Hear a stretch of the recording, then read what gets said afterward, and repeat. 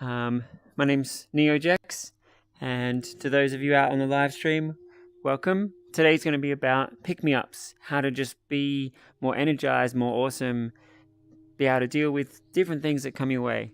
So we have a bit of a ritual here. I'm going to ring this bell and we line up and just one by one make your way into the temple. And I invite you just to feel like you're entering something awesome inside yourself. So let's do it. And I'm going to just have a moment here thinking about the rock solid, super powerful part inside of all of us. And I invite you to just think about something awesome as you enter the temple. Make yourself feel meditative and present.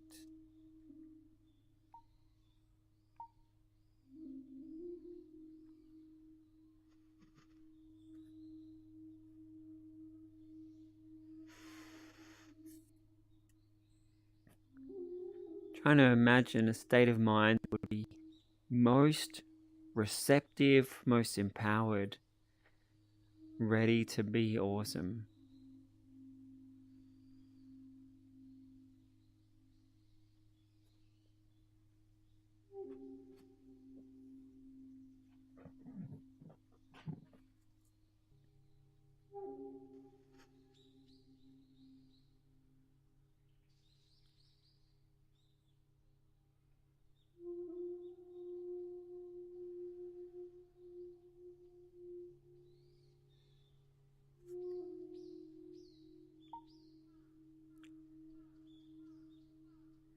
So we often start these sessions with an intention setting. So yeah, I said this session is about pick-me-ups, how to energize yourself. But I want you to set the intention that you won't just hear these ideas, but whatever sounds useful for you, you practice them and you try them to make yourself feel more energetic, to make your life actually better. And bigger than that, I invite you to set the intention. If you are more energetic, more happy, more clear-minded, you can also be a positive influence on the people around you. And as we're listening and learning today, carry that intention with you. Really trying to see how you can train your mind to be awesome for yourself and awesome for others. So let's all just take a moment to internalize that intention.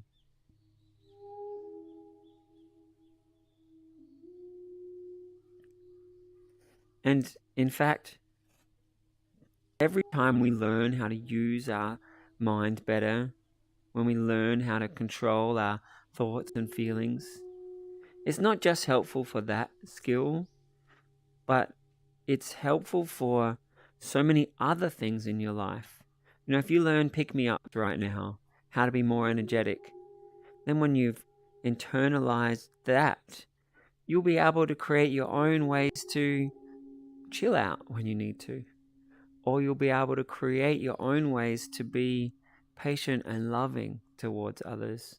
Or just learning to watch your mind more carefully, you'll be able to think about yourself in a way that's more empowered. So I invite you to set an even bigger intention. You know, some people use the word enlightenment or pure mindfulness or mastery of meta attention. I just invite you to imagine mastering your own consciousness. And as we do today's session, just hold that intention. Developing things that are so helpful for you. And then you have more happiness and more joy, more power, more clarity to share with everybody that ever comes across your path.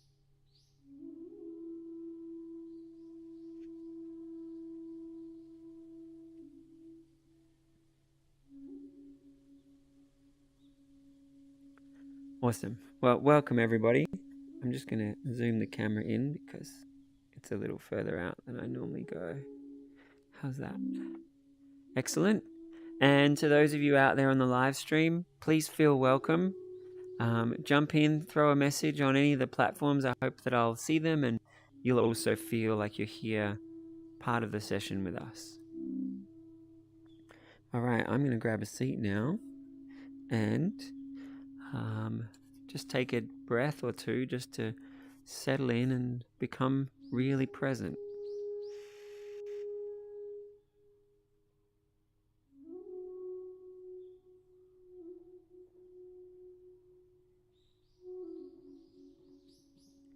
Now, we often start with an opening meditation, but I feel like opening it up if anyone has any questions at all before we dive into our opening meditation.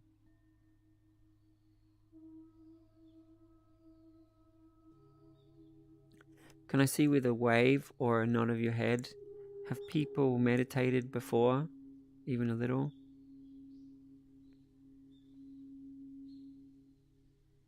All right, and possibly a couple of people who are brand new to meditation. All right, so I'll try and do something that's good for everybody. Oh, and Marlies is here on the live stream. She says, hi, everyone. So I'm going to put the camera onto all of you and you can all send her some love hearts and waves and things. There we go. Great. Wonderful. So some of you are new. You might not know my style or approach. Some people like to say that, hey, meditation is a certain thing. I've been to so many different schools and explored so many practices that to me meditation is any time that we're doing something with our attention. You know, people do dancing meditation or chanting meditation or breathing meditation. And I like to think that they're all kinds of meditation. If any group tells you, no, real meditation is this, perhaps a way you can think about it is the meditation they're talking about gets a certain result, and they have defined that as meditation. But real meditation can be anything we do with our mind. And so here we like to explore many different ways of training our minds. And I hope you see my approach is reverent. I do believe that we can create heaven on earth, an enlightened world, that you are able to train your mind to be free from suffering, completely guided by compassion. But I hope you also see a healthy dose of irreverence. I don't like to believe anything just because it's been sacred for a long time. I like to question everything and try and find, well, how can we use things most effectively? So yeah, I hope you come out of these sessions with a greater sense of awe and sacredness and a greater sense of cynicism and critical thinking. All right, so let's begin with our opening meditation. I'm going to do something slightly different today to suit our theme of pick-me-ups and brain training. So I invite everyone just to check your posture. I just sat up. Do the same thing. Just pull your shoulders up, pull your spine up. If you're feeling a little low energy, I invite you just pretend you're high energy. Pull yourself up. Just sit up. And just check in with your body. How just changing your posture probably made you feel more energized.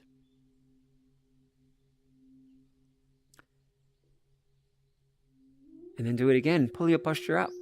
You may notice you can energize yourself a little more. If I watch myself closely, I see after I do that, my body relaxes back down and I start to feel mentally more relaxed. So I invite you to keep watching your state of mind and your body. We're going to be learning how to master moving our state of mind. So then again, we'll do a body scan. I just did some more adjustment of my legs. Move my spine around a little side to side and pull it up. I'm going to pull the back of my neck and the back of my head up. like I'm really sitting up straight. Some of you, that might feel like a nice stretch. If it doesn't feel great, just make some subtle adjustments and find how to make it feel good.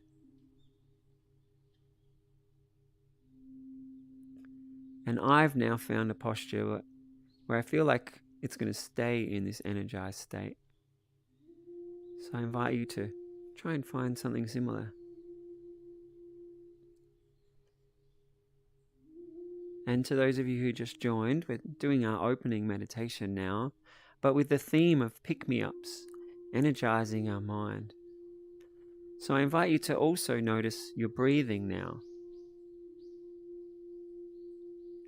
And it's amazing to me, almost absurd, how wildly putting an intention into a breath can change our state of mind. So what I mean by that, I invite you all to take a strong, energizing breath.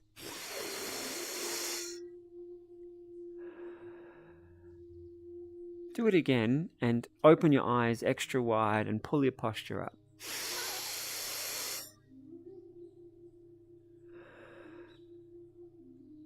And I hope some of you are amazed. Wow, I've just made myself feel energized.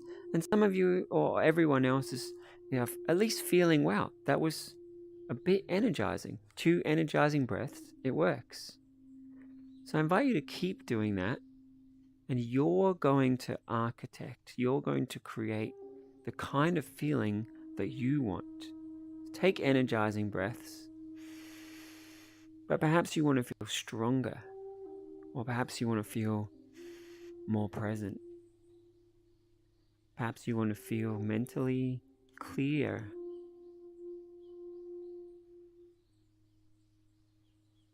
Perhaps you want to feel like your presence is bigger. Perhaps you want to feel like your compassion is shining and your joy is flowing. You're strong and energized and your best self is present.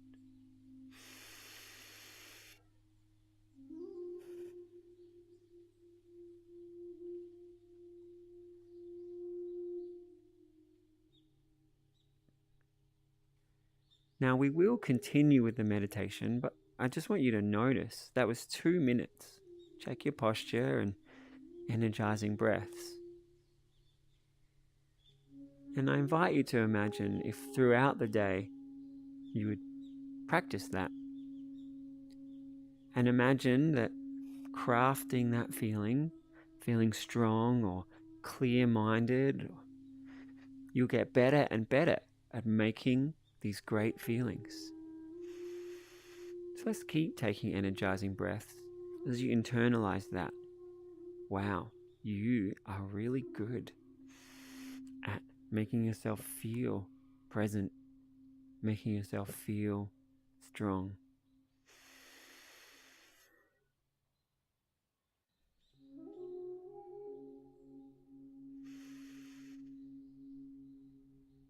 And those of you who've practiced guiding your attention, perhaps through breathing meditation or other exercises, you know that you can make it even stronger by putting all of your mind into where you're focusing.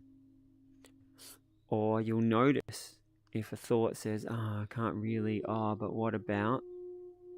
And then just being able to transform that, putting your whole self into what you choose to focus on.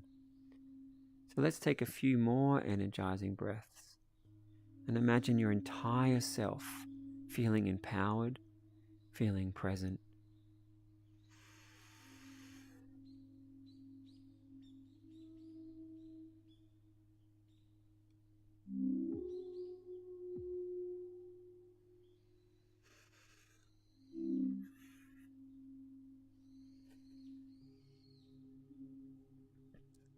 Then I invite you to close your eyes, and we're going to continue with this meditation, practicing noticing your focus, noticing your mind, and holding it into empowering, strengthening breaths. Just keep crafting more and more beautiful feelings. If your mind wanders, try to notice it as fast as you can and come back into being even more powerful. Your imagination is just exploring how good you can feel.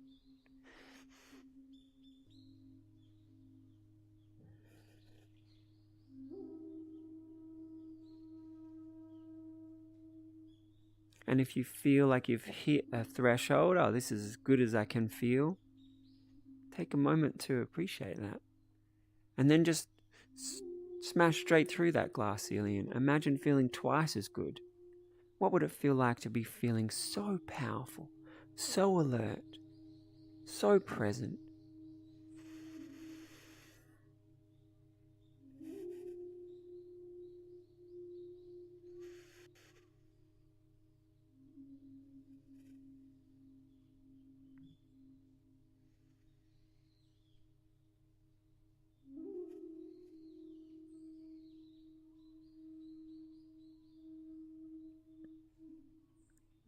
If you'd like, you could start to imagine taking this positive state of mind into different parts of your life.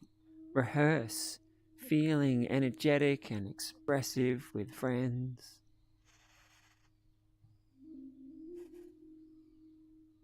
with family.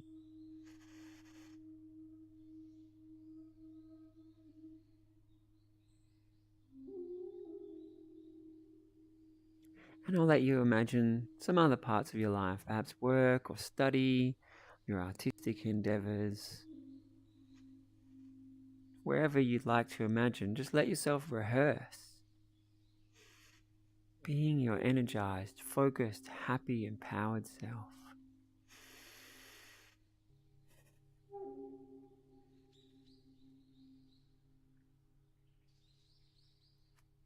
And some of you may notice, as you start to think of different areas of your life,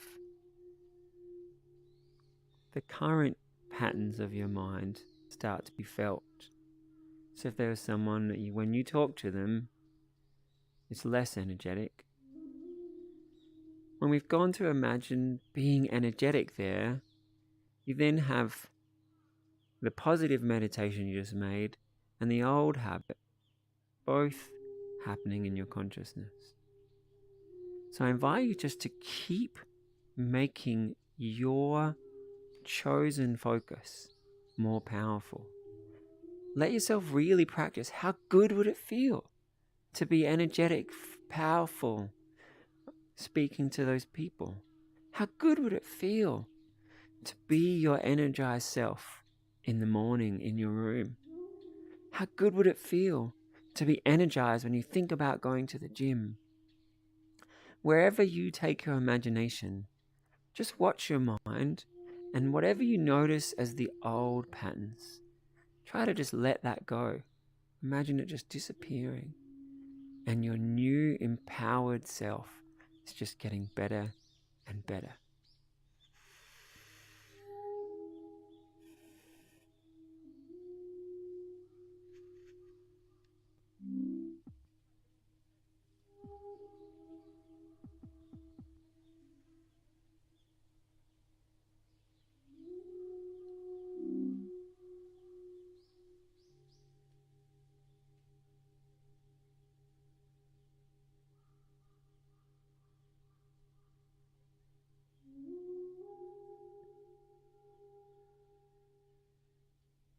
Just 5 more breaths. We're going to move to something else. So make this as vibrant, as fun, as strong as you can.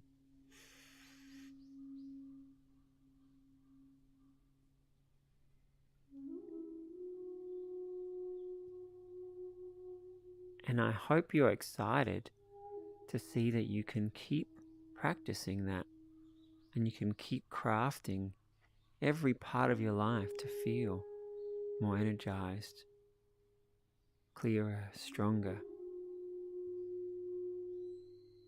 But I invite you to put all of that aside for now and just come back to your breath. We're going to just focus on consciousness.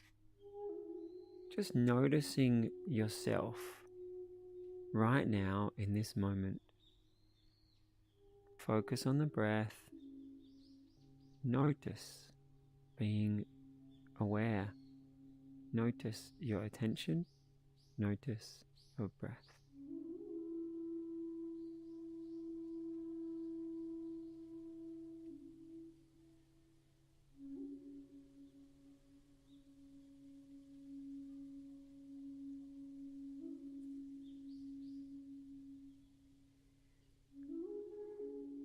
And just like we could practice alertness into different parts of our life, as you keep watching your mind, I want you to feel like you're actually training your consciousness to be more awake, to be more alert.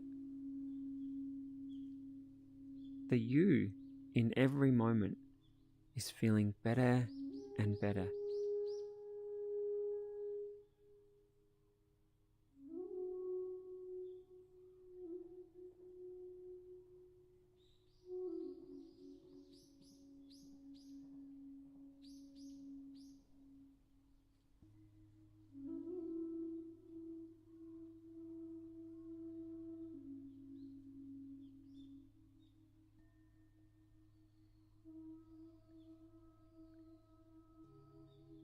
And just like we could notice old habits when we were practicing different parts of us, as you just watch your consciousness in each moment, just really seeing your state of mind and any feelings that don't serve you, they're just dissolving away.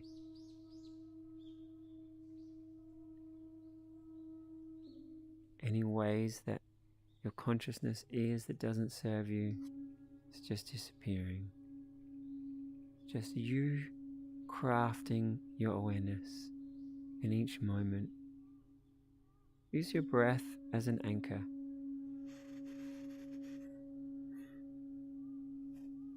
To keep watching your mind in every moment.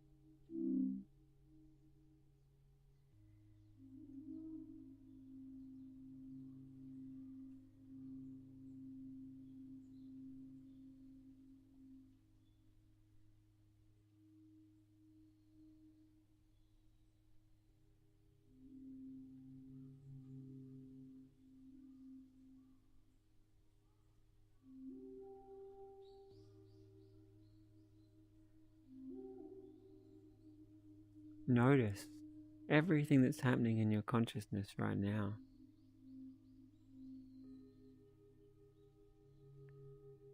And let it all disappear and just go back to hearing and feeling the breath.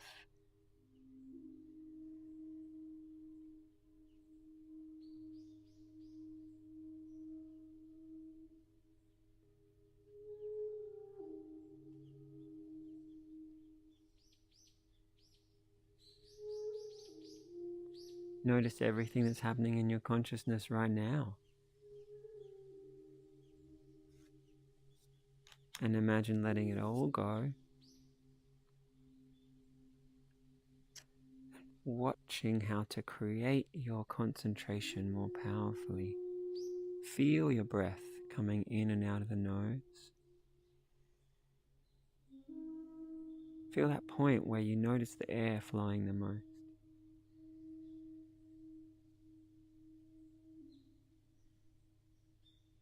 Hear the breath, how it changes rhythm in and out.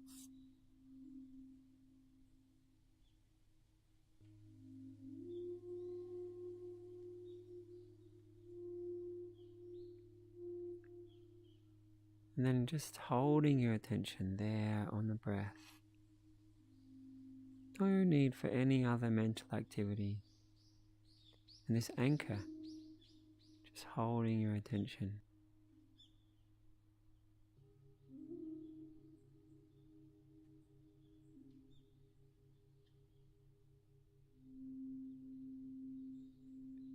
If that is the anchor for your attention, it allows you to just fully see everything in your awareness. Any little thought that arises or image, any movement in your attention, how you feel in each moment. Just keep bringing your attention back to the breath and crafting each moment to feel focused and empowered.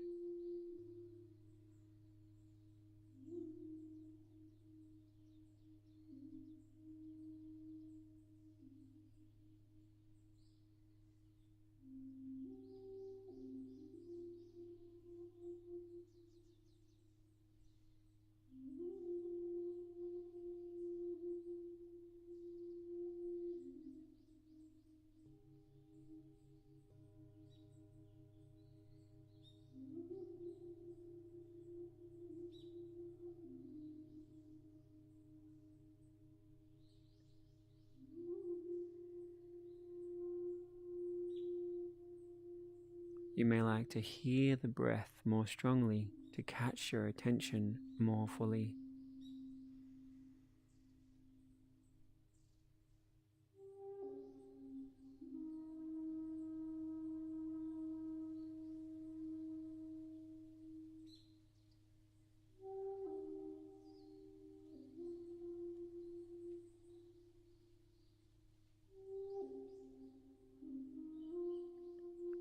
You may like to imagine what it would feel like to be so deep in meditation. Your whole conscious experience is this profound power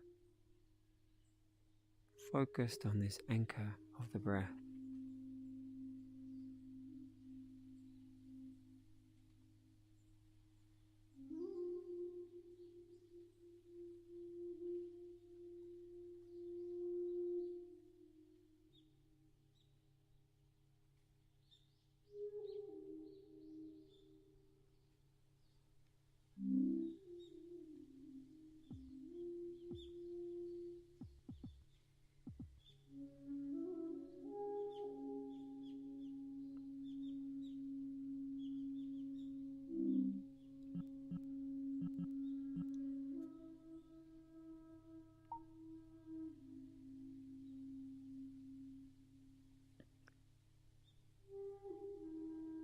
And I invite you just to notice what this breathing part of the meditation was like. Remember the moments where you felt most focused. What did you notice about your consciousness?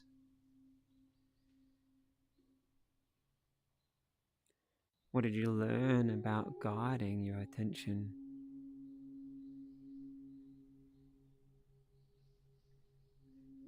Internalize the positive states of mind that you cultivated that will just keep getting better as you practice more.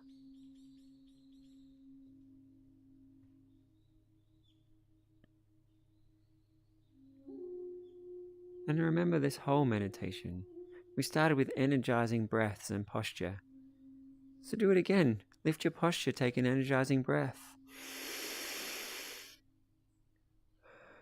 You may have noticed after this meditation, you were more able to dive into feeling more energized. Take one more.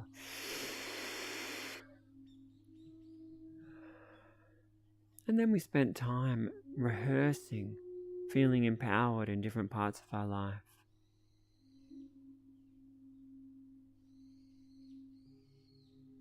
And I invite you to keep doing that every day. Craft yourself. And then we move to just our breath, just our pure consciousness.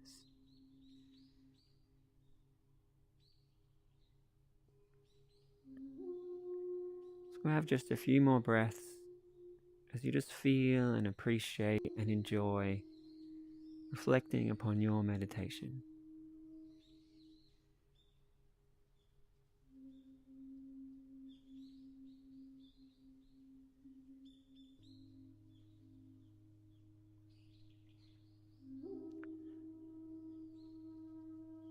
Perhaps you would also decide the kinds of feelings or practices you want to carry into every day.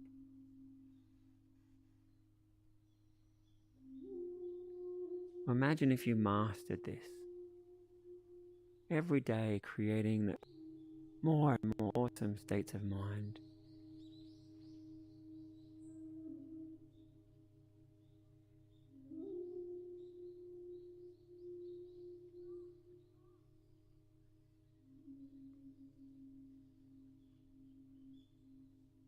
And then notice your awareness, notice your breath. And as we come out of the meditation, I invite you to keep noticing your awareness.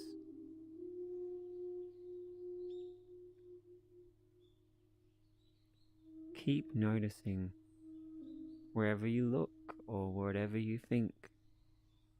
Keep noticing how you feel every moment.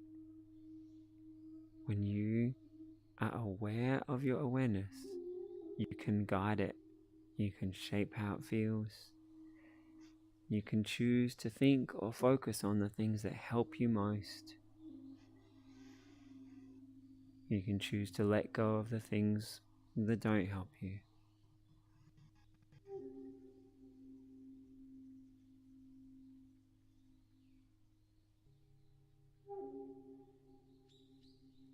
So as we keep watching our awareness and coming out of the meditation, perhaps some of you have some questions from the meditation or from these themes. Perhaps some of you had a beautiful insight or a nice feeling that you just would love to share. So I'm going to open it up to all of us.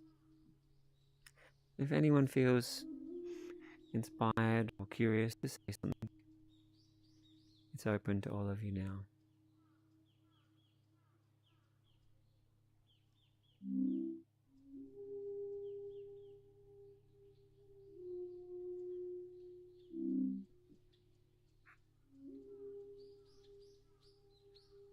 Creek? Hey, hopefully you can hear me. Is my mic working? It's working great. Awesome. Hi guys. Just wanted to say that I love you all so much, and it's nice to share beautiful peace and wonderful just time to ourselves and each other. And it's just so great to be surrounded by people who are dedicating this moment for wonderful goodness for everything. So, love you guys. Thanks so much, Creek. Actually, you just inspired me. I'd love us to all take a moment. Just remember how the meditation was for you. And then think about the person next to you and imagine how the meditation was for them. And when I do that, sometimes I feel like twice as much goodness. Like all the good feeling I had, plus all the good feeling they had. And then I invite you to think of somebody else here and try to feel what they experienced as well.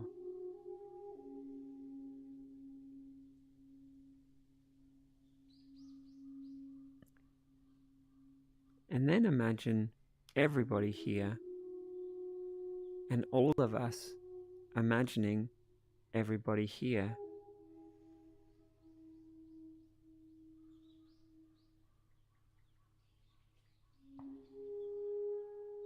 With a good sense of empowerment. And as Creek said, appreciating that we're here sharing this time together.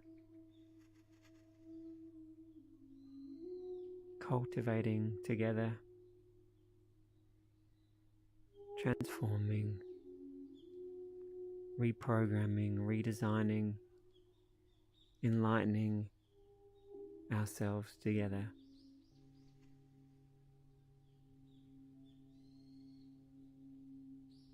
Creek, thank you for your beautiful comment.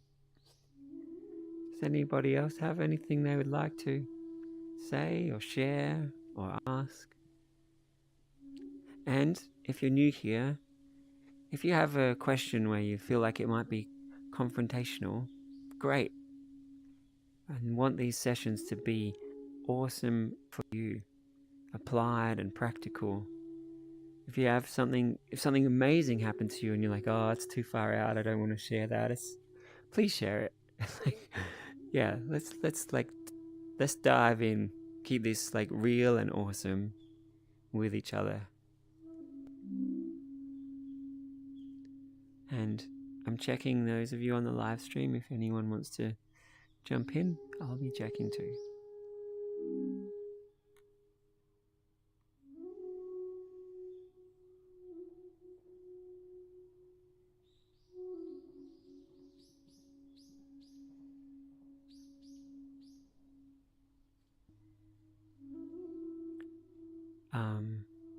Can I just see with a wave or a nod? Is everyone feeling chill and peaceful? Is that what's going on?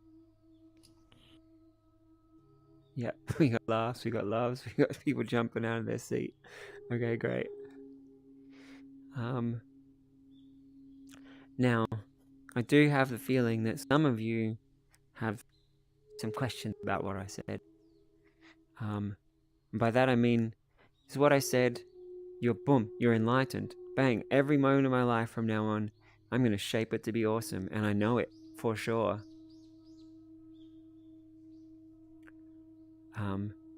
Or perhaps you're wondering like, oh, how would I apply that? Or how would I keep it going? Or perhaps I said something where you like, it didn't really sink in, or you didn't quite get it. I would really love to hear if anyone has any questions, anything you'd like me to clarify or talk more about.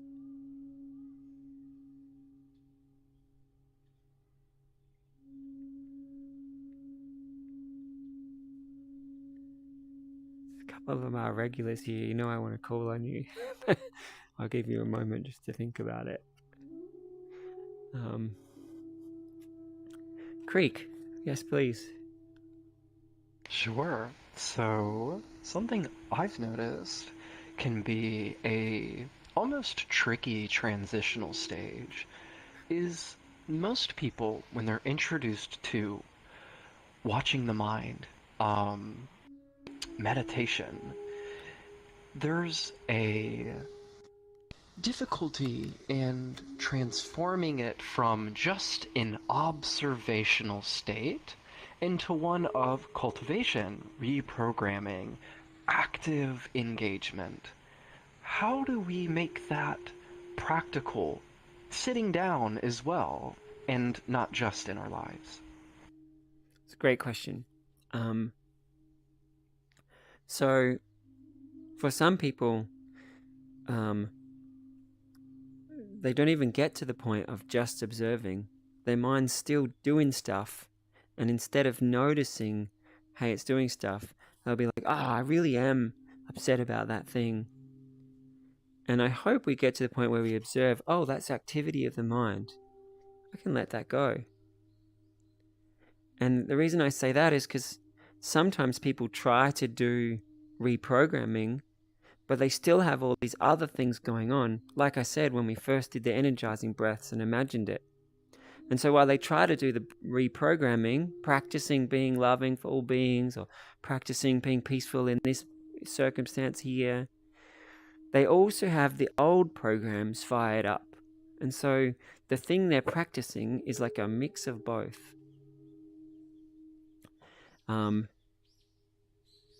So I invite you, whenever you're thinking about your mind, always notice when the old programs are happening, and really set your intention on getting to that place where, hey, I'm going to practice exactly what I want. And if I see some tension going on, I'll step out of that and go back to purely imagining how I want to be. But I hope that's a helpful preface to your question, Creek. Now, you were saying many forms of meditation is just observing the mind. And then how do we transition from there to reprogramming? So I actually want to say that there are two different kinds of meditations. There are some schools where they just teach observing, and that's all they'll do. And there's some schools where there's no observing. There's singing, there's dancing, there's mystical imagery, there's positive affirmations, there's all kinds of creating and putting stuff in. And of those different practices, I've seen some are more refined, more effective.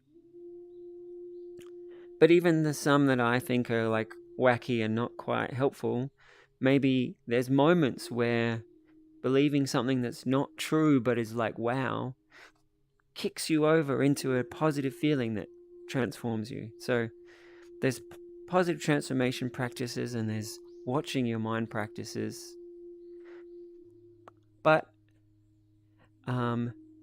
I've found the real synergy, the enlightenment, is when you have both practices. Like I was saying when we were practicing being energized in different parts of us, if we haven't practiced watching our mind, you'll be trying to do one thing, but also holding on to your old behavior and just programming this mishmash or creating a roller coaster. So by watching our mind, we're able to more purely create what we want. If you think of someone who's casting metal, they have to melt out and burn out all the impurities to create a beautiful gold statue. And just positive thinking is trying to like create this statue out of sticks and rocks and mud and a little bit of gold. And then watching our breath, watching our consciousness, that's like this way of letting go of things that don't help us.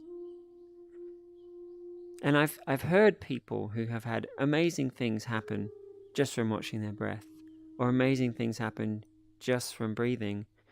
But in general, when I see people put them together, if you've just been breathing, okay, I've got peace and stillness. Do I then just sit in a cave for the next 70 years and become more peaceful? Or maybe I'm super peaceful in my meditation, but then the amount that I bring that out into different parts of my life just slowly seeps out. Whereas if you have this practicing cultivation practice, you can go into these powerful, beautiful states of beautiful feelings and great awareness. And then if that's like a pot of beautiful paint, your cultivation practice can dip into that piece and paint the piece into your life. You can create this pot of love and compassion and pour it into different parts of yourself and parts of your life. So to me, I really think of them as two separate practices. I know in this meditation I was moving in and out of both. And for this to be an interactive session, exploring what we can do with our mind. But I thoroughly encourage people to have longer times in the breath. Like I did about halfway through the meditation, I gave us longer there, but I would encourage people to spend even longer. Learn to watch your mind with even more fine-grained awareness, to let go of the littlest subtleties and just breathe, to make the feeling of profound, spacious peace bigger and bigger. So I invite you to practice that more. And the ways that we visualize and the ways that we rehearse, that's also an art form. Like, does it work really well for you to see yourself doing it, or to feel yourself doing it, or to think about what it's like to be energized, or to say to myself, hey, when I walk out the door, I'm energized? I think what works best for most is actually a combination of all these different things. but learning how to train your mind and observing what your current brain programs are, it's a whole art form. So I encourage everybody to practice both. Does that answer the question, Creek? Yeah, that was great. Thanks.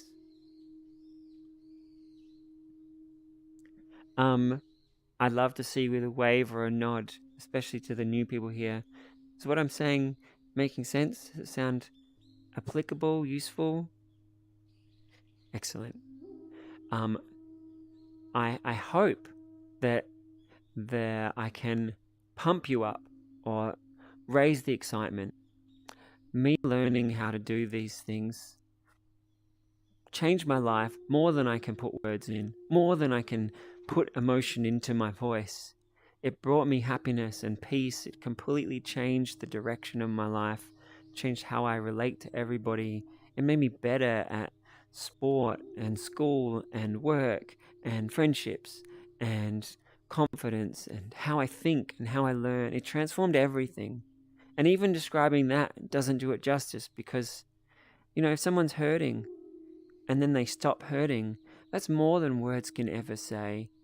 Or if there's something you're struggling with, and then you go to another chapter of your life where you're not struggling with that and you're able to just do things in a completely different way, it's bigger than words can put.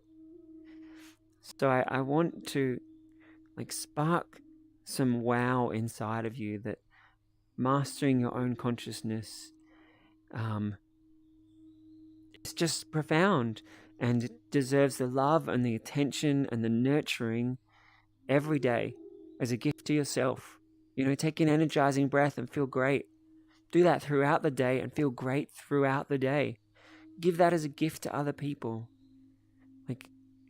It's just so big. I wish that I had the ways to impart not just the knowledge of it, but also the love and awe of it.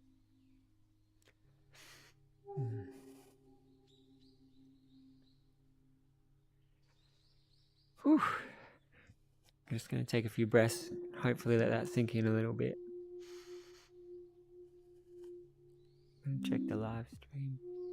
All right. Mixed Dog has asked us on what's that streaming platform called? Forgot what it's. Can we talk more about motivation? All right. It's a really interesting question, Mixed Dog. So where to start?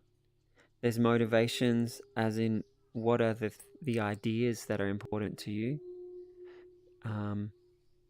There's the motivation of what motivates you. Why do you want to do something? There's the motivations of how do you feel right now? Do you have the drive to just make it happen? There's motivation that doesn't even need that drive. You just focus on something and you like it, and you're in it. You're in the flow. So I guess it's such a broad question. I could keep fleshing out all these aspects, but I'd love you to also clarify if there's something in particular you'd like to explore about motivation. So I think if I have to say something general while I wait for the follow-up question, would be I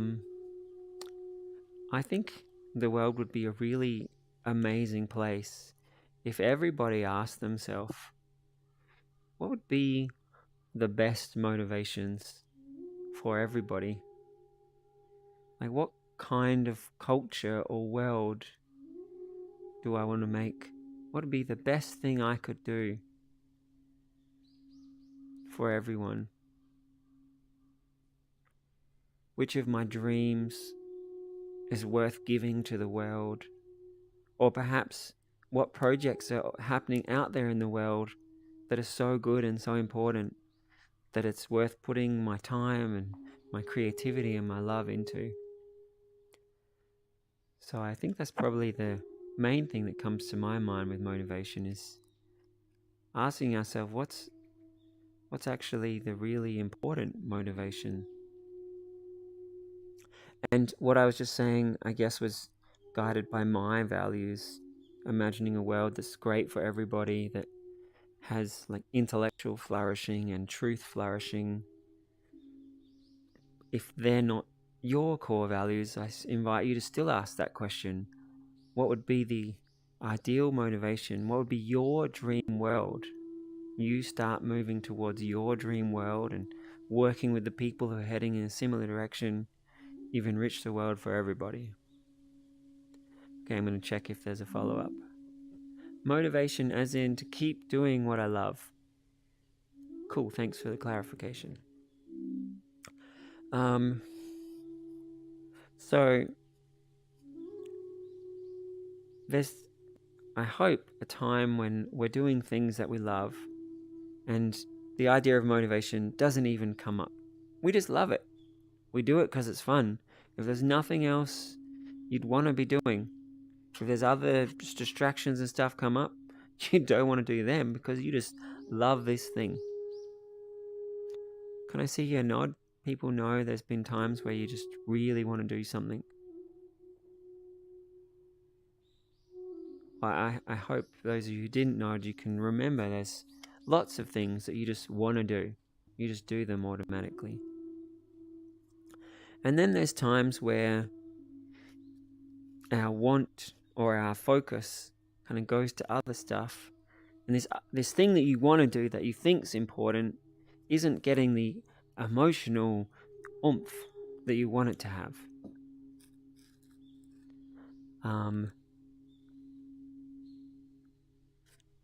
Just going to check. Mixed Dog, can you just tell me if that's kind of heading in the right direction for what you were asking?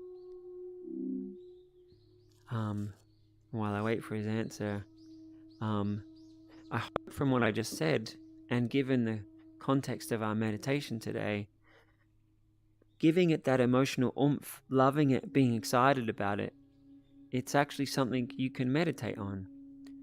Just like taking an energizing breath, you could take a breath that feels like writing that book, or you can take a breath that feels like exercising, or whatever it is, that the things that you think are important, you can get yourself focusing on them and loving them and growing that excitement to the point where that excitement is bigger than anything else.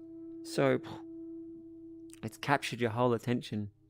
Now, many people might have done that a half a breath of like, oh, I want to do this. I'm actually inviting you to take a couple of minutes of meditating on it. Love it and feel so excited about it. Grow that feeling so it becomes all-encompassing and drives you. I'm just going to check if he's... All right, Mixed Dog, I see where you're coming from. Thank you. All right, but more so I want to ask, am I responding to what you were asking about? Because I can go more in many different directions.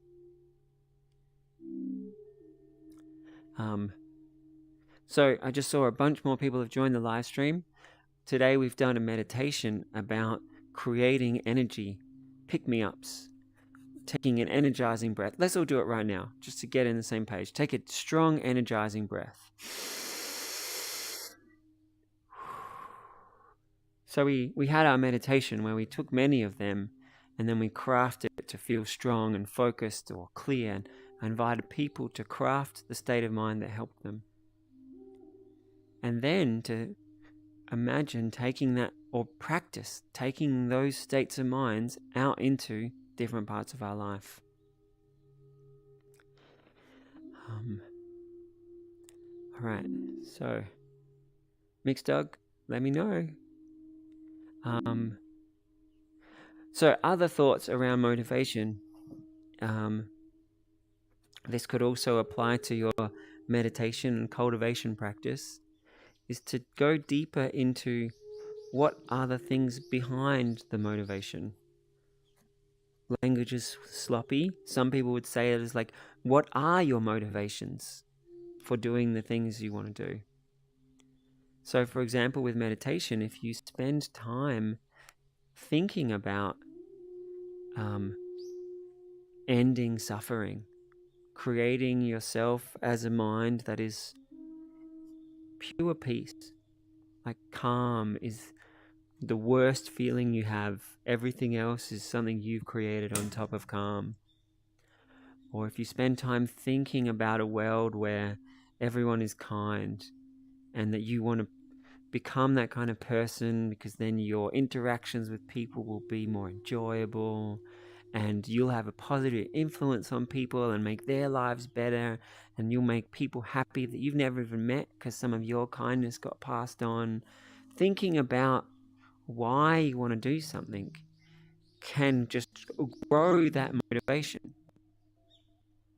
So if the question about motivation wasn't about meditation or practice, perhaps it was about writing that book or studying for something, spending time envisaging what you're going to create, what you're going to achieve, the impacts it's going to be, how good it's going to feel, the positive impact it will have on others. Spending more time thinking about why, and while you do that, infusing good feelings into it. Just like we took an energizing breath. If I think I'm going to write a book that helps people, that's not the same as thinking I'm going to write a book that helps people. Wow. So as you think about the things, make these supporting motivations feel good. Infuse the good feeling into it. So the whole network of your brain that thinks about the thing you want to do, it's driving, it's pumping, it feels powerful and excellent.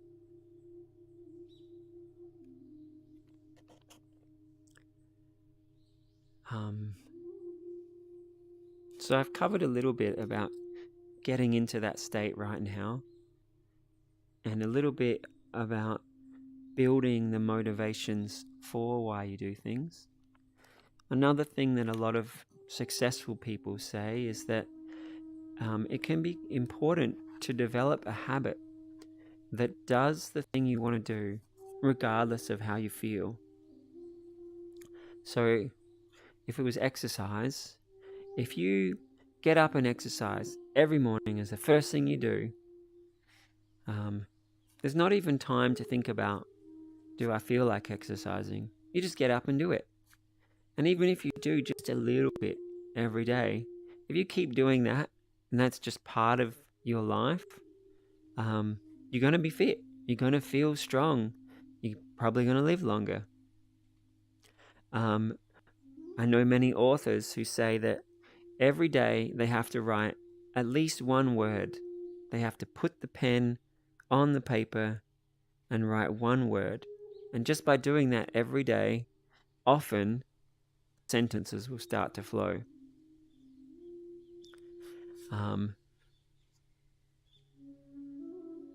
And whatever things in your life you're thinking about with motivation, I hope you can also imagine the ways in which you could create it to be a habit.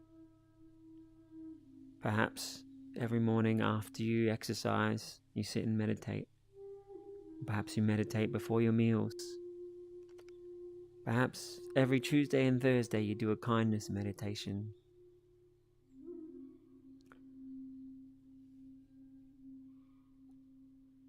I invite you to think about the kind of habits, routine you could have that will shape your life in the way that you want.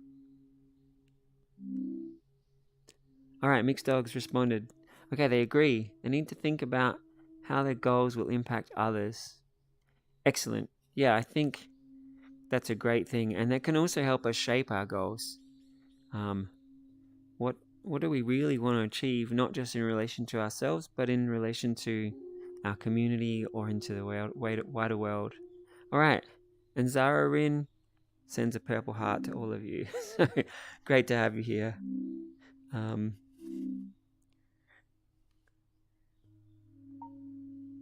right, we've got some hearts coming back from the crowd to you, Zara Rin. All right. Does anyone have any questions around motivation or around meditation practice or pick me ups, energizing ourselves? Creek. Yeah, so one of the things I've been practicing on the subject of pick-me-ups, now this word could be wrong, but from what I remember, I think the practice is called Maitri within Buddhism, which is the idea that what they call unwholesome states can't persist in the mind while their opposites are relevant to you, the wholesome states. And so, one of the things that I use, one of my favorites, is sympathetic joy or loving kindness.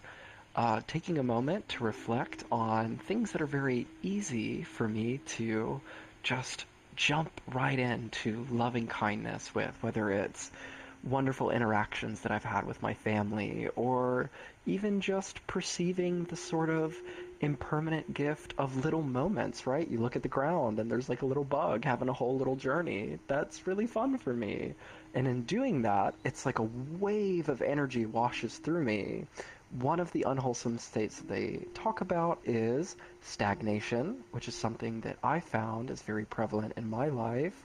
And the Buddha recommends sympathetic joy, taking wonderful joy in the successes of people or things around you. It's been amazing for me. So there you go. Oh, that was so rich. I think we should just take a moment. I want everyone to think about how you could apply that. What's a moment where some stagnation or some feeling could just remind you, hey, right now it'd be really helpful to have some delight or to feel some joy for the people that I care for and love in my life. And please don't have that just as the words Creek and I said. Let's all just take a moment. Imagine actually doing that.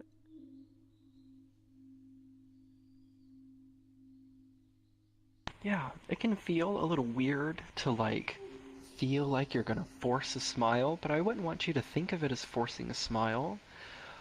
You can ask yourself, wouldn't it be funny to smile right now to how I'm feeling about this thing? A little challenge, even. And a great way to start that could even be an inner smile. When you smile, you'll notice that your body reflects a lot of that joy too. That inner, warmth that kind of happens as well. Sometimes it's easier to feel that than to put a smile on the face. So that could be helpful too. I don't want you to feel like love or joy is something that you have to pull out of a pit. Let it be something that is a new paint, a new color, a new tone, something that you can step into. You know, as you described that, stepping into something, I was imagining training my mind that whenever there was some stagnation or not nice feeling and I step into it, my mind's triggered there to be little bubbles of compassion or bliss or joy. So whenever I step into some stagnation, some love just explodes out and makes me giggle a little bit and be like, oh yeah, I would rather a world where I feel love and wisdom right now. Yeah, it's really great. If you're intellectual, you can find wonderful reasons to realize that being really hard on yourself might not be accurate, might not be complex enough. There's so much complexity to joy, intricacies to loving kindness. If you're somebody who is vain, isn't it beautiful to feel wonderful? Notice how beautiful the people you love are when they smile. If you're somebody who is emboldened by success, Notice the challenge that arises from the attachments to feeling like it's worth it to be sad or stuck. There's so many wonderful reasons. I would hate for you to feel like it's not okay to be sad. Know that it is okay, but maybe there's something more. There's so much fun to be had there. Just a moment ago, there was a question mark that floated up on that side of the room. Did one of you? It was right after I was saying the little bubbles of compassion that get splattered when I step into stagnation. Did one of you want to ask for something clarifying? Oh, they left. Maybe we were getting a little too far out. I hope that everyone was able to follow. Sorry.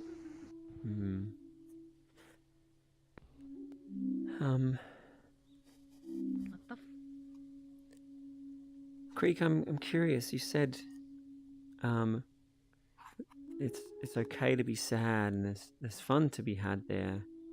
For myself, if I see feelings that hurt or may hurt others if I do them around other people, that often, as much as possible, that makes me ask, like, how am I looking at this thing, or what is my expectation, or like, do I have a way of thinking about what's going on that is sad? Because to me, sadness is never beneficial. So I'm curious why you were thinking when you said that. No, I mean it in the context of, yeah, thank you for clarification. So I definitely don't recommend that we let sadness be pervasive, if that's an option for us. I meant it in the context of for practice. Oftentimes we might feel that the best time to practice is when we feel like it. And this can be quite a challenge oftentimes. This is why it might feel that, oh, well, every time I'm at the temple, of course it's so easy to enjoy sympathetic joy and things like this, but none of these teachings stick. And partly it might be this expectation that the tools that are wonderful for your mind are only worth accessing when you are worth using them. But there's a lot of fun to the challenge of noticing how you're feeling. There's a lot of good there, no matter what is there. That's a better way to say what I mean. Beautiful. I'm glad I asked. I actually think making this dedication in yourself that when you're feeling stagnant or tired or sad or angry, as soon as you notice that, that is the most beautiful, perfect time to say, hey, I'm going to introduce some mindfulness now, and I'm going to practice now. The old pattern that took me there, that is the best place to bring some awareness to and think, hey, what do I want to practice that part of me being like? Or if I let go of that old thing, what will be there instead? Yeah, I think that's a really beautiful point. And, you know, it can be pretty normal for someone to be like, oh, I'm angry. I want to do this anger. I can meditate later. But yeah, I really hope that you can see that is the best time to just step into mindfulness as fast as possible. Anything that doesn't feel great is like a springboard into, hey, I'm coming into my breath. I'm learning to just let go of everything, back into my stillness, let go of what just took me to there, and step into this power of like, hey, who do I want to be? What do I intentionally cultivate? What do I create? And yeah, like you said, if you just practice in the temple, it may seep out into other parts of our lives. But when we intentionally practice in the different parts of our life that need it, that's where it's really beautiful. And like I was saying before, if you sit in a beautiful, happy group and you meditate on deep happiness and joy and peace, that's kind of like making this big pot of happy, peace, love paint in your mind that you can stick your mental paintbrush in and be ready to remember it next time you get angry. And practicing what it is to just breathe. There's stuff going on in my mind, but I'm just going to breathe. Whoa, I know how to choose to take my attention fully. Practicing that so that next time something makes you angry and you're like, all right, I'm back to just pure consciousness. Now I'm going to choose how to be. Practicing in the happy times to make these skills strong inside of us really complements then remembering to do it in the moments when we're not feeling great or we're being reactive or aversive or craving. Thanks, Creek. That was great. Yeah, thanks for the clarification.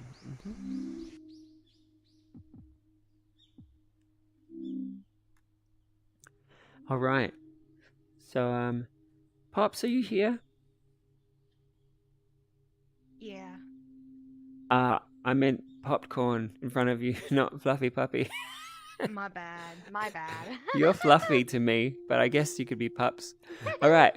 I wanted to make sure you're here, It's Pops, okay. because I know you and I were talking about pick-me-ups. So I wanted to go on a bit of a rant about different kind of pick-me-ups, and hopefully. I'm here. My mic is muted. Excellent. You're an octopus. It's hard to tell if you're sitting up or you're chilling or if your headset's on the ground. So yeah, good to have you here, Popsicles. All right. So, we did this energizing exercise of taking an energizing breath, and we've got a few new people who've arrived on the live stream and a few new people in the temple. So let's just do that again. We're going to take one really energetic, energizing breath.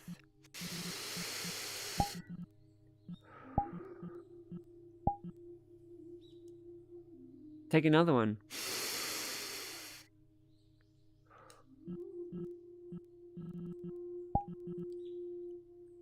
And we spent time thinking about how you can craft that to take strong breaths or powerful breaths or stillness breaths.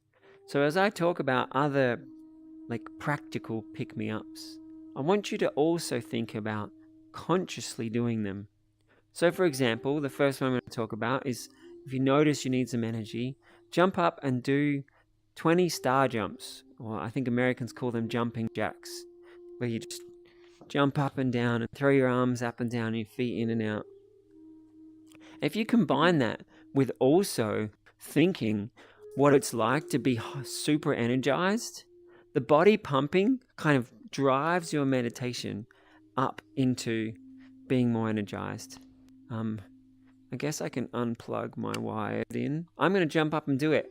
And anyone who feels like it, I encourage you to just do it right now. Let's just jump up and do 20 jumping jacks and just think about feeling pumped up and awesome. All right, is it just me? Come on, guys, do it. Okay. Hold on. Okay, and as I then take my attention off the people who aren't doing it and put my attention into myself, feeling more energized. When I put my focus into me feeling good, close my eyes and go into it, it then makes me feel even... Oh yes, people are joining in, let's go. Maybe clap your hands at the top. Excellent. All right, and then we sit down.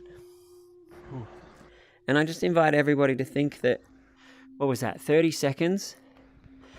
My breath I guess. is going deeper now. My body burned enough oxygen that I can feel it in my breath. My body's warm. My mind is more awake than it was before. So perhaps you can envisage yourself as somebody who does that every day. We have a chin-up bar through one of our doorways. Perhaps you could do something similar, and every time you go through, you do a couple of quick chin-ups. Perhaps you might like to have some time of the day where you do some jumping jacks, some time of the day where you do some fast squats and enough till you're energized. You could think of a lot of different physical exercises that you could explore or that you already like, and just do them throughout the day to keep yourself feeling energized and excellent. Many people also find if they do a really intense workout, afterwards they're tired, and that can be a great thing to do before having like a hypnosis relaxation, or do it right before bed so that you let go into a much deeper sleep, and then all your muscles have a chance to really grow and energize. So yeah, pick-me-ups. Physical exercise can be awesome. We did deep breaths and energizing breaths, but I invite you, as Creek said, gave one example, to think of other kinds of meditative focuses you could have. Loving kindness, or giggles, or thinking about your goals and the things that motivate you and the life you're creating, or a breath where you focus on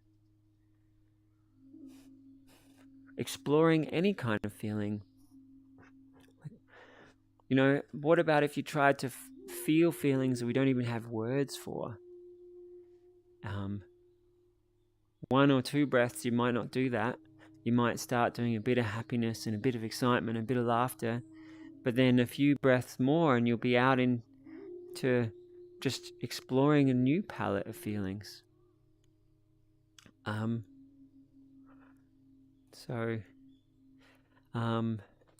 just want to open it up. What are other things that people do to energize themselves?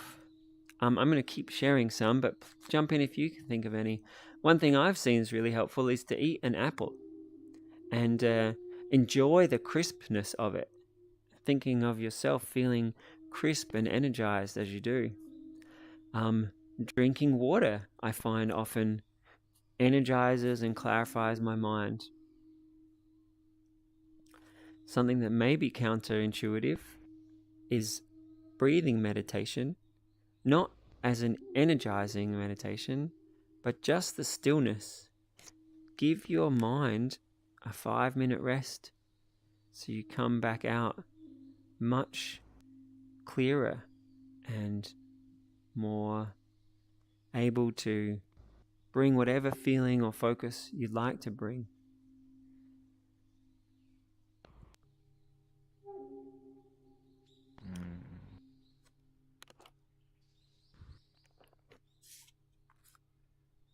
I'm just going to look at some of the stuff we were talking about before.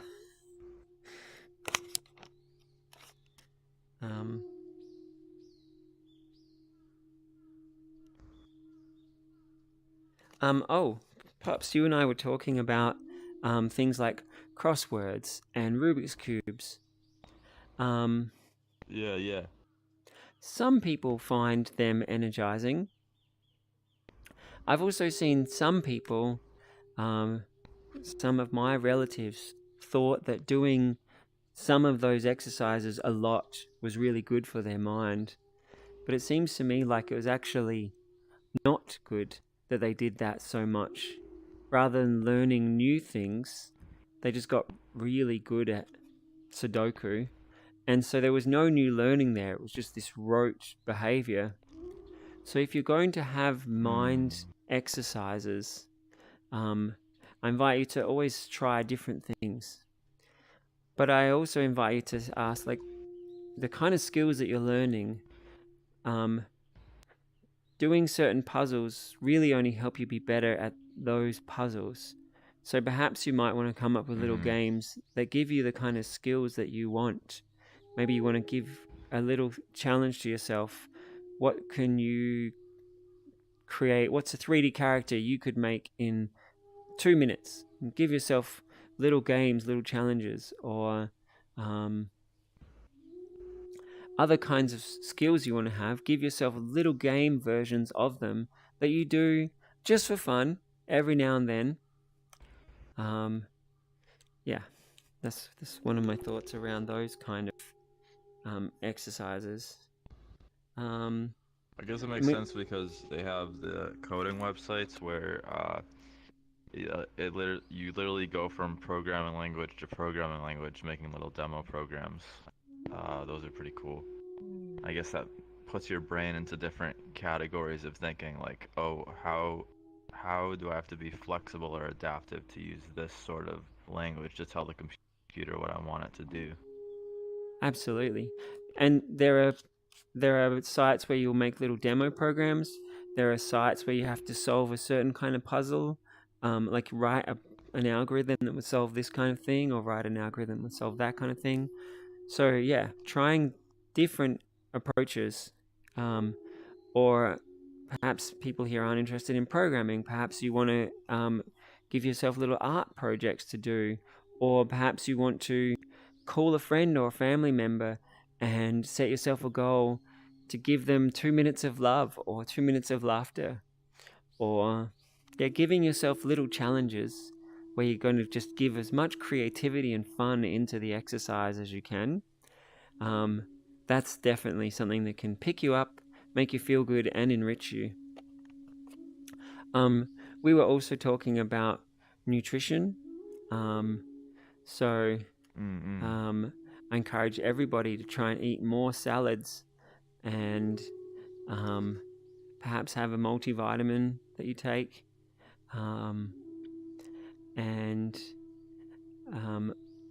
While I definitely don't think people should spend too much time thinking about their nutrition, it can be good once to go through and put a lot of what you eat into like a nutrition tracker, and just see if you get like a graph of all the different vitamins and minerals. Do you have a nice balance of all of them? And if not, just look up what kind of foods have more of that thing. Maybe doing that every 10 years just to kind of see if where your diet at right now is balanced can be really good. What else would I Are like? there multivitamins that are like, I don't actually understand multivitamins, so like, do they get the vitamins in multivitamins from natural sources, or do they like grow them in a lab? Like, how do multivitamins work? So vitamins are molecules. So you can get them from natural sources, you can synthesize them, you can get them from sort of natural sources, like rather than just a chemical reaction, you could use some fermentation or something. And different companies produce them in different ways. So I could send you the one that I like. Yeah. Sure. And then there are also some things we can have that are good for our mind. Like, for example, taking algae with omega-3s is good for your neurons. Ginkgo biloba is a herb that's been shown to increase attention and memory. I had one chapter of my life where I was doing lots of memory training and taking ginkgo and some other mind vitamins, and it was great. I can't be sure which of it was the vitamins and which of it was the training, but actually that reminds me, learning different kinds of mind training can be really good. If anybody has heard of mnemonics, the ability to create images in your mind to help you remember. For example, I'm talking to Popcorn here. If when I meet Popcorn, I imagine a big popcorn, and I imagine this octopus just throwing popcorn around. Next time I see him, I'll be like, oh, it's Popcorn the octopus, and my brain will remember him. And if you play these little games with yourself, you will notice you remember names a lot better. And you can level up that skill to be able to memorize other things you're learning. So I definitely encourage everybody to look up mnemonics. I just mentioned how to join one thing, a name to a person, but there are ways to create whole chains of knowledge in your mind and then create like hundreds of those chains. So humans can actually memorize thousands of things more than what we would normally learn. So yeah, that's another great skill to practice. If you're wanting things to just empower your mind, yeah, I definitely recommend looking up the major mnemonic system. And yeah, you were also asking about like what would if we took brain scans of people sitting at home in a room with a TV versus being in a bustling, lively place. Environment definitely plays a factor. For some people, being in a busy place will energize them, or some people in some moods will energize them. Other people, they might want quiet to focus. So you exploring different environments is definitely something could be great. Perhaps you'll find working in a park is invigorating. Perhaps you find working at the gym in between workouts is invigorating. Perhaps going for hikes or going to dances or going to a flower garden or an art gallery, different environments. If you watch mindfully, you could see how these environments affect you. And if you watch even closer, you could see what are the attitudes and reactions you have to different environments. And you can craft your mind to make the most out of different environments. You may even notice, hey, when I go walking in the park, I feel the love of nature. Now, some of you don't relate to that, but some people do. And let's just hypothetically say you notice, wow, this feels great. You could then take that feeling and imagine having that in other parts of your life. If you watch closely, mindfully, you can craft your reaction to things and environments to invigorate you more. Zara Rin has said that they agree. Meditation makes us realize the space between emotions and reactions, and singing and dancing to music. And they say it becomes exhausting, but it takes energy, it gives you energy. So that's really cool to hear that you sing and dance so much that it's exhausting. I'm proud of you. But yeah, definitely put on some song that you love, get up and dance to it. Sing along to songs that you love. There's some magic in songs that are empowering and uplifting, definitely. And I would also encourage you to look up positive, happy songs in genres and styles that you wouldn't normally listen to, and just explore how they bring different feelings out of you when you dive into them and dance to them and go along with them.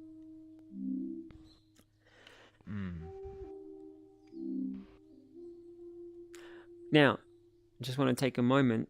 We started with energizing breaths, and all of those other things I just mentioned, I just want us to take a moment to think about it and remember the ones that sound helpful for each of you, but also think about them in terms of, hey, how can I bring mindfulness to them? How can I infuse the states of, not even how, just imagine doing energetic star jumps. Imagine thinking about love and kindness for your family in a way that makes your soul dance.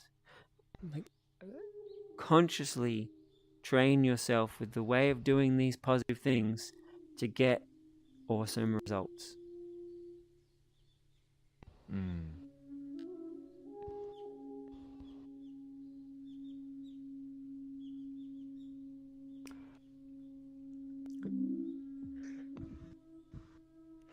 All right, everybody, it's almost time for our closing meditation.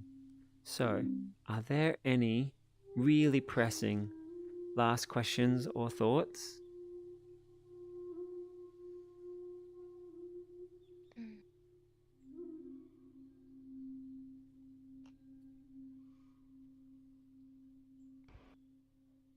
All right. let me just check on the live stream. Cool. Well, it's great to have all you guys here. So I invite everybody, whether here in the temple or watching, just to get yourself comfortable. Let's start again with our posture. Pull your shoulders up. Pull your shoulders back.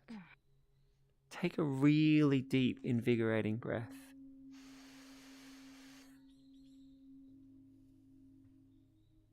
Now, as Creek asked before about breathing meditation, we're going to start with just breathing, just observing.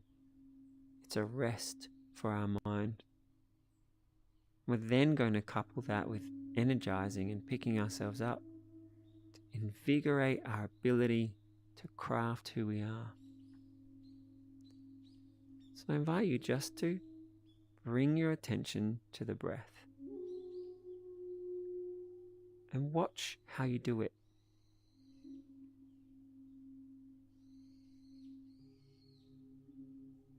Whereabouts is your attention right now? Is it in that spot in the nose, or is it honing in slowly on that spot, or is it thinking about something else? And see, if you're already right there, focus on that spot, great. Otherwise, just watch as you hone the point of where your mind is into that spot in the nose. You might notice by just really feeling the breath, you're in that spot. You might notice by mentally looking at your nose, you're in that spot. You may notice that imagining that you're in a perfect meditation takes you into that spot.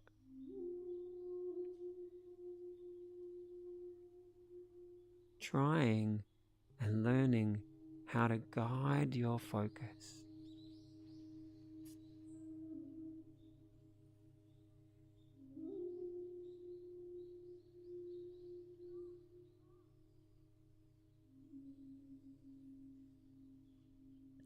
And as we keep focusing more on the breath, notice the different kinds of feelings when the air flows in, the warmer air that flows out.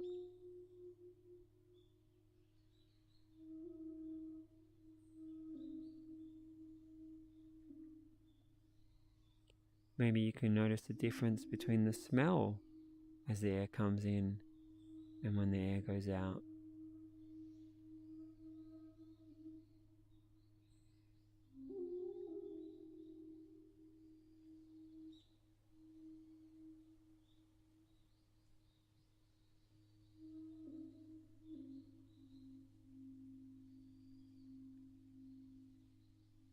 Maybe you can notice the feeling as you start to breathe in, and when you finish breathing in, what it feels like as you start to breathe out and finish breathing out.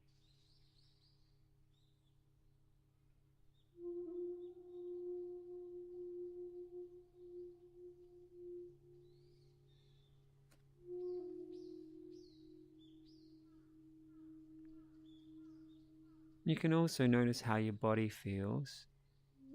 I just noticed that my shoulders are up, so I'm just going to let them drop. I'm going to roll the shoulders back a little bit so I'm in a nice posture, and then just let everything relax in a pose that it could just stay there forever, energized and perfectly peaceful. And then I'm going to imagine that I also feel just perfect stillness. And then take my attention back into the breathing.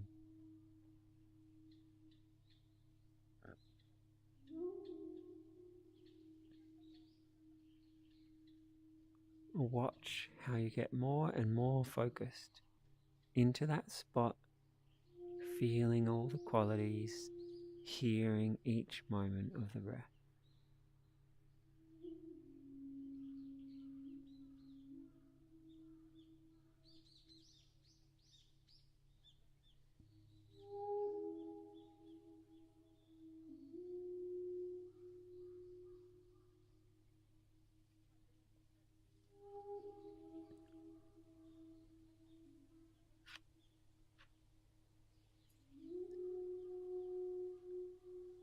invite you to stay in the breath. The instant you notice anything else happening, just let that part of your mind just go. Come back into the breath even more.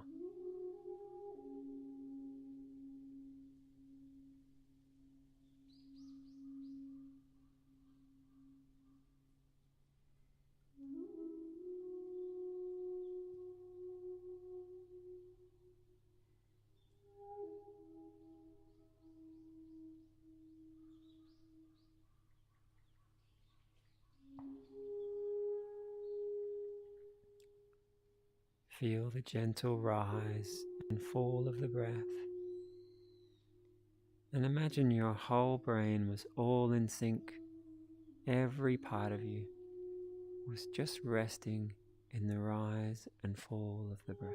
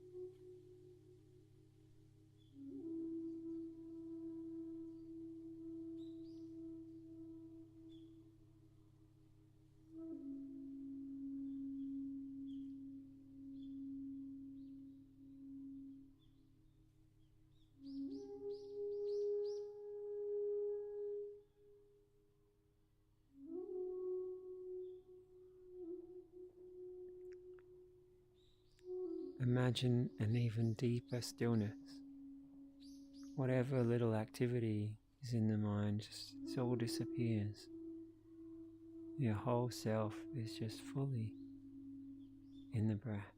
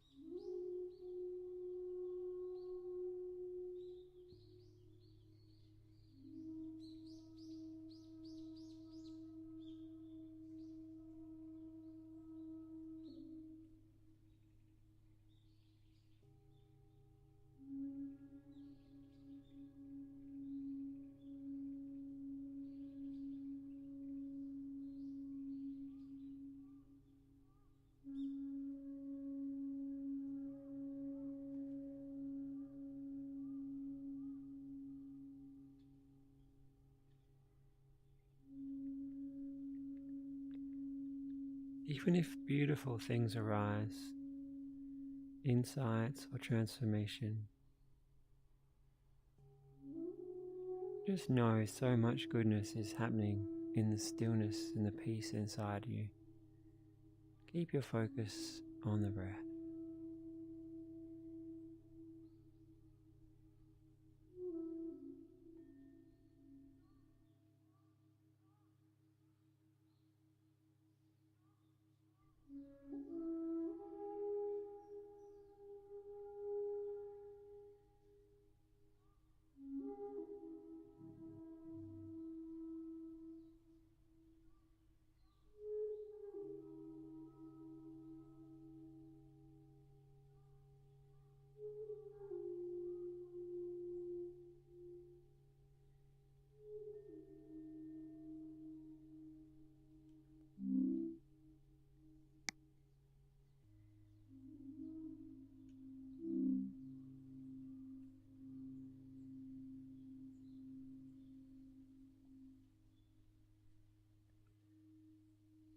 We'll have one more minute of just breathing, and I invite you to make every moment precious.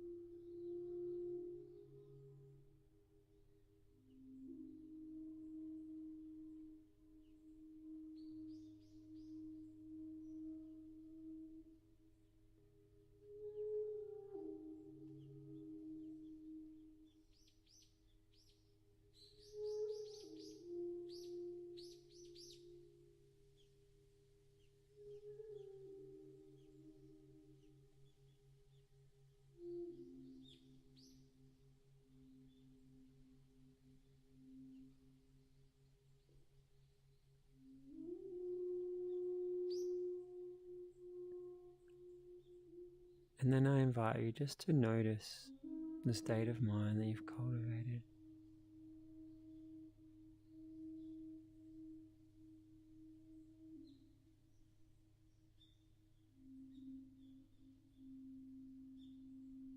Remember the most beautiful moments of this meditation.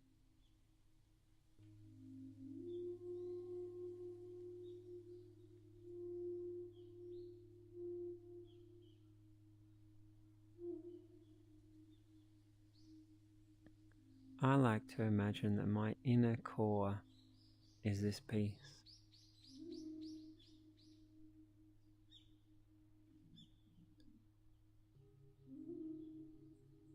And that every part of me, I build it on top of this peace. If I choose to take an energizing breath, I do it powerfully and beautifully. Every part of me built on top of this peace. I choose joy. I choose strength. I choose bliss and energy.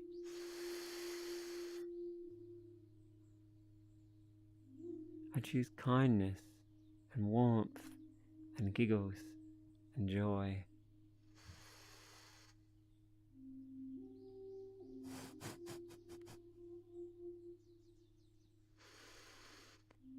So then I invite you just to remember all the discussions from tonight and just practice whatever you'd like. Rehearse whatever feelings you like. Meditatively, powerfully decide or consider whatever will help you most.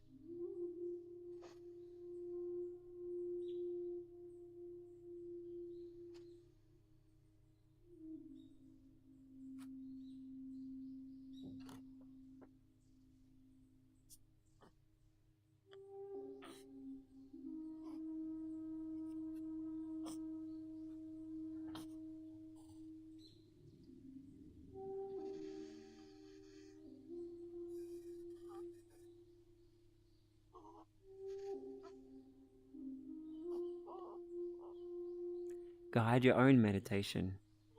Notice how you feel. Decide to remember something strongly from this evening.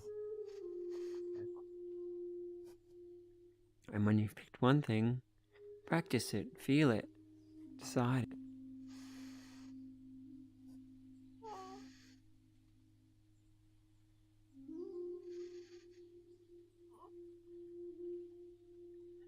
Then pick another thing, if you like, or you could go even deeper into that first thing. And then practice it, decide it, feel it. Internalize it, make it part of you.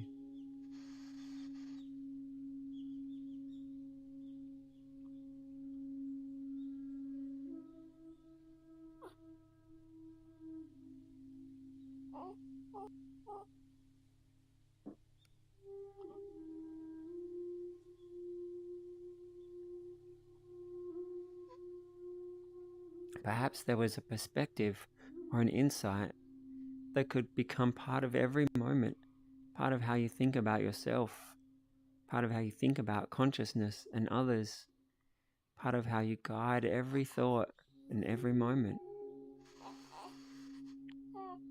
Make those insights, those enlightenments, be fully internalized.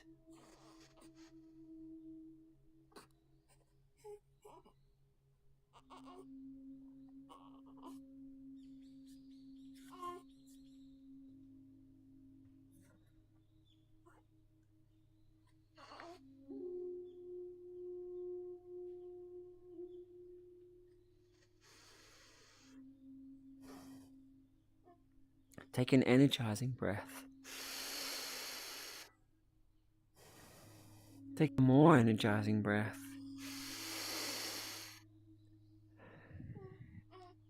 Take a happy, loving, smiling, energizing breath.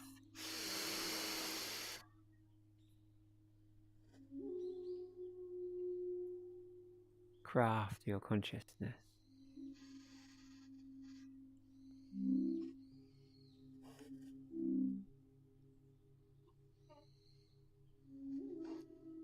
And I invite you to decide or to promise to yourself to keep practicing this, or practice whatever from today will help you the most. Shape this wisdom in a way that you could share with everybody.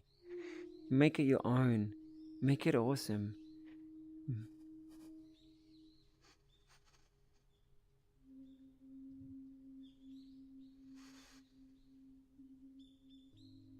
Think of everybody who's here and wish for them all of the empowerment and the ease, the joy and the mindfulness. Imagine all the good feelings and good practices that everyone has felt, has experienced, has transformed.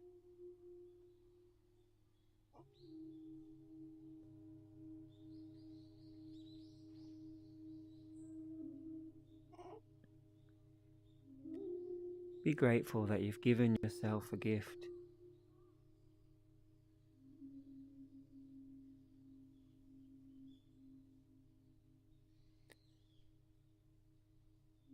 And find something that you'd like to share, a nice feeling, an insight, a perspective.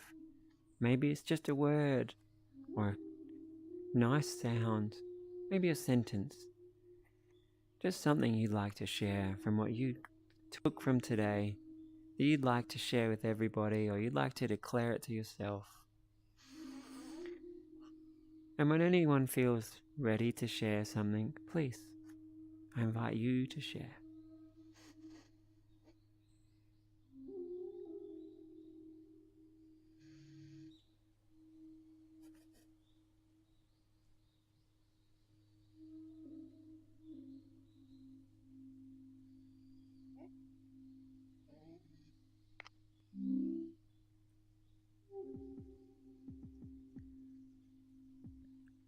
Zazarin says they can hear the little baby cooing, and that's adorable.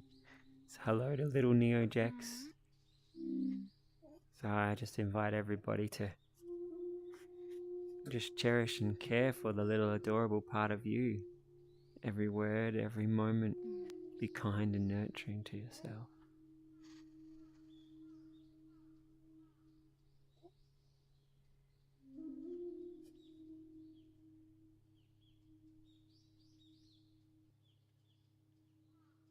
We've only got another couple minutes, so if anything's on your mind, even if it's not really well formed, just let it out. Purple?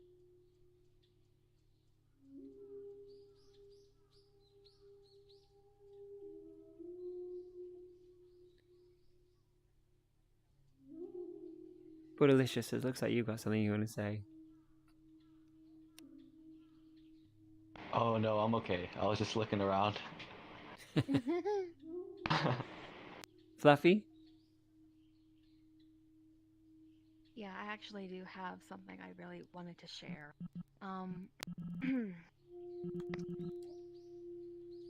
A couple, maybe yesterday, I don't know, or a couple days ago,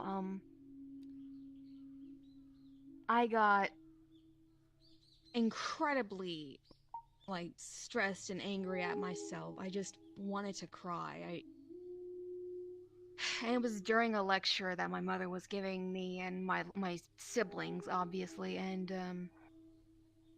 I just wanted to stop and just leave the room for a moment and just cry. And I didn't want to keep myself from crying. I didn't want to cry. I just wanted to calm myself down and do my usual practice breathing. And I've done that. I sometimes it's difficult for me to even keep up with my breathing because I get a little bit dramatic. And after that I had calmed down, and again my mother had yelled about something, which was I had broken a rule, of course, and I had left a cup inside the living room, which I had totally forgot, and she just yells at me about it, and it's it's like I keep forgetting to calm down and say it's not such a big deal you should cry about, and I I want to punch something, just not that is a wall. Like I can be I can be feel like I'm angry at myself, but I don't want to be angry at others. I just want to punch a punching bag just to let that stressful energy out. Let that negativity away just for the better of me, and but instead I chose to talk to some friends. Um, I've read in many places that practicing punching things to let it out is actually just practices anger. So I'm actually really glad you spoke to your friends. That sounds like a more healthy way of dealing with it. I'm also really sorry that you were shouted at for leaving a cup. Um, Yeah. if there's any way that you can help your mother communicate in a way that feels better for all of you, I hope you can find that. You had to leave the room to take a breath. Maybe you'll be able to say, hey, I really want to hear you, Mum. Can we all take a deep breath together? I mean, I don't know the situation, but maybe there's something you could do like that, which would actually be helpful for Yeah. all of you. I'm so sorry you're being shouted at for things like that.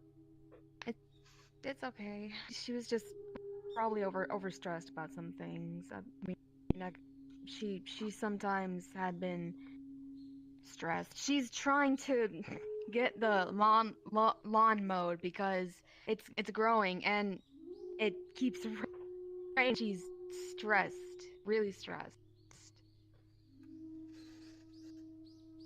Well, it sounds like if you offered for all of you to take a breath together, would be a really good thing. Perhaps you need to put that idea out before you're in a situation like that, so that she's Perhaps I also should. ready when you suggest it to go, oh yeah, let's do that together.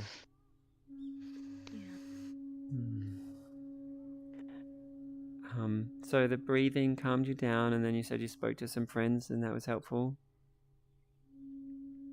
Yes, it was very helpful.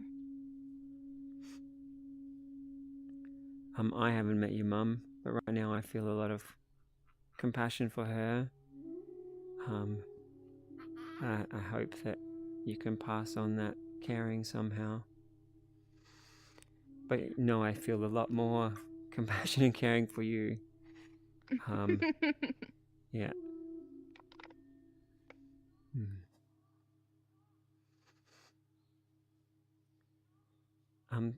Thanks for sharing. You're welcome. Is there anything more you feel needs to be said, or? No, that's it. That's it. I'll let you know though. Well, I'm glad you had the friends to turn to, and you've always got this community to turn to as well. I hope your Yes. friends had some Yes. warm, caring things to say, and I hope some of your friends also can reflect back meditative or wise ideas. And this community is full of people who will give you that, hopefully at just the right time and just the right way. Yeah. Can I contribute Please. something? Okay.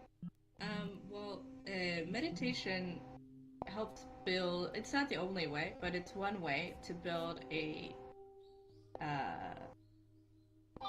pause between your emotions and your reactions. And that is something, when I see someone reacting from anger like that, that is something I feel like I wish they would find, because then that would help them, like, instead of just reacting out of the impulse to shout at somebody, to think it through before they do, and to try to choose a kinder path.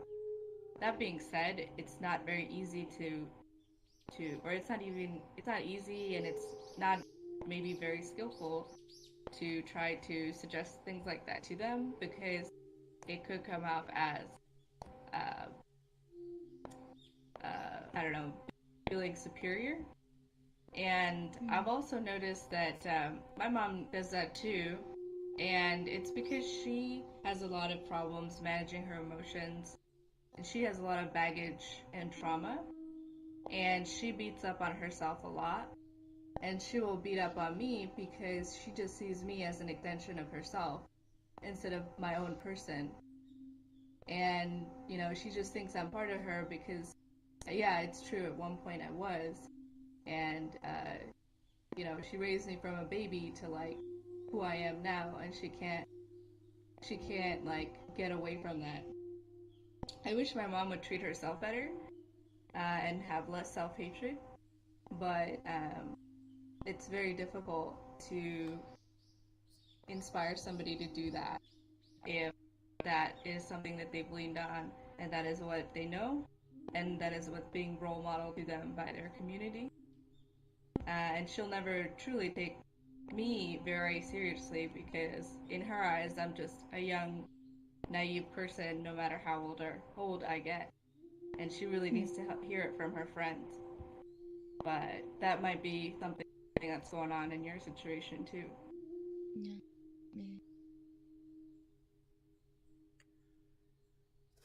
Sorry to hear that's happening, Purple, and thank you for sharing. Yeah. I hope both of you could find some moment where things are going really nicely, where you could find a way to say, hey, next time there's a hard moment, I hope we can make it more lovely, or I need to take a breath in those moments. So please let me take a breath. I like what you said about meditation can be a gap between the thing that's happening and the emotional reaction.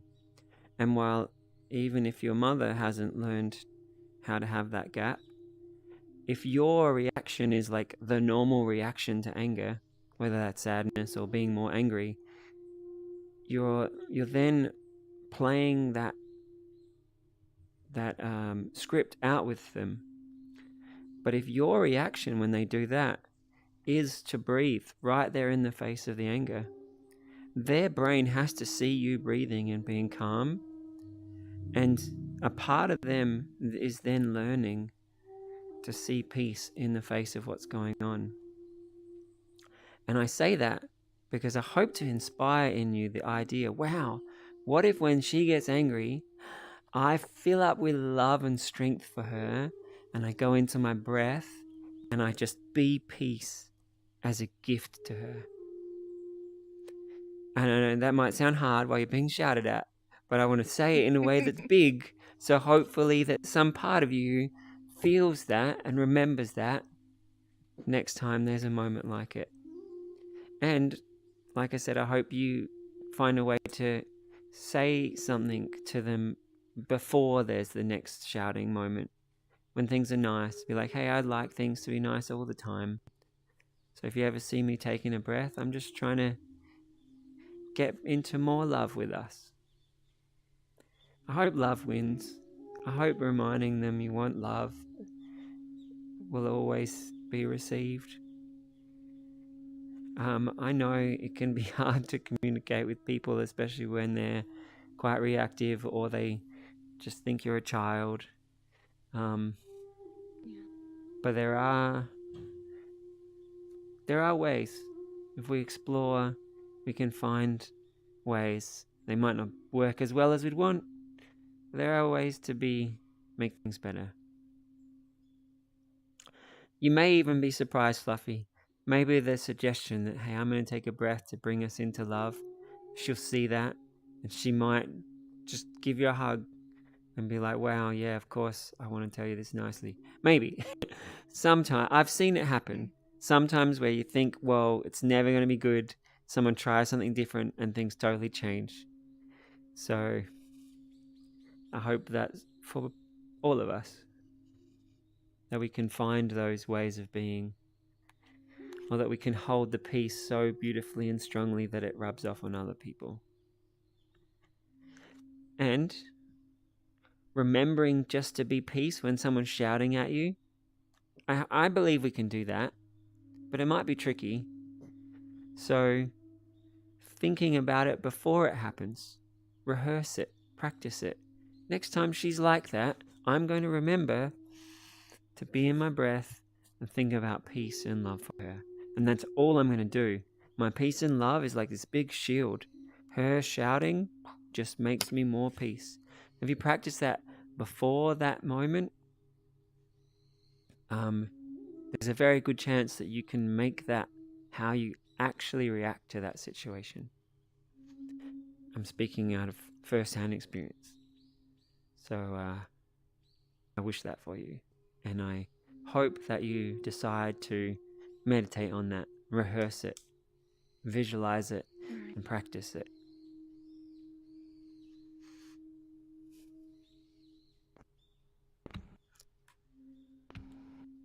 Purple, I'd love to hear your thoughts about what I just said. I think that it is exactly one of the big goals that I have for my practice is to respond to the aggression with peace. And it's something, if I as I get more knowledge, I learn to become very like protective of that peace, because it's a kindness to myself. It's me being compassionate to myself first. And although it's very, very difficult for me right now, I don't think it's necessarily like gonna be super hard to get over the impulse. With practice, I was reading something, a sutta where a woman practitioner, she like learns all of the dharmas and meditates for 8 days, and she's she gets it. She's enlightened. I'm not there yet. I probably, if I was supposed to talk to my mom and she was to attack me, I'd still attack back. But I'm really looking forward to the time when I've mastered myself and I don't respond in kind, because it's gonna be a great time when I am not just doing what I learned from her, or doing what was the only thing that she had to teach me, and instead of that, doing it a different thing, which is going to create harmony and peace, and for the first time in my family. And that would be nice. Thanks so much for sharing. So a lot of meditation schools talk about cultivating this peace, and then the hope that bit by bit it finds its way out into all the different parts of your life. I said it before, but I want to try saying it a different way. I am not just about meditation and creating this peace.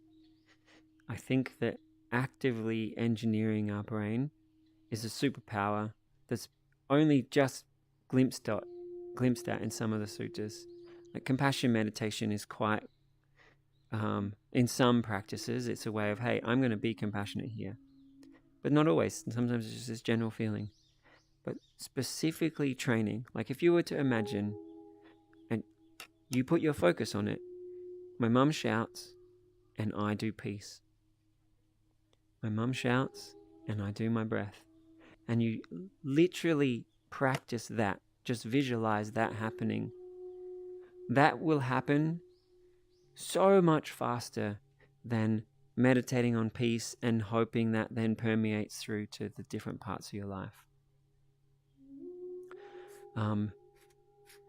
And I would be willing to bet I'm not a betting person, but I would be willing to bet that if you practice that specifically every day in a few weeks, you'd be amazed that her shouting, the button that pushes in you is to focus on your breath and feel wildly strong.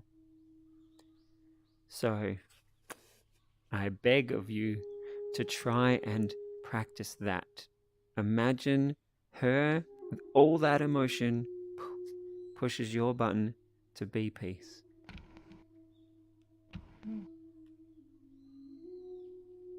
Yeah, and I think it's possible. I try to remember the story of when the Buddha encountered the serial killer who wanted to kill him and take his fingers. And he tries to scare him, and the Buddha just smiles and walks away, and he keeps walking. And the serial killer is very confused because everybody knows who he is, and everybody's terrified of him. And he's like, "Don't you know who I am? Why aren't you stopping?" And the Buddha says to him, "I have stopped. I have stopped conflict. I have stopped responding in aggression. I have stopped attacking." And the serial killer sees that, and he is so transformed by that he gives up his violent ways and learns the Dharma and decides to go teach it. And that's something I try to keep in mind a lot.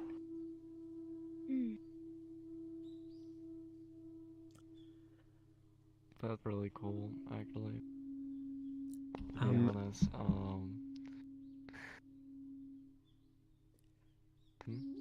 is it okay if I speak? I would love you to keep speaking. I'm going to jump in so that you will then keep going after. It's over time for me. I have to go.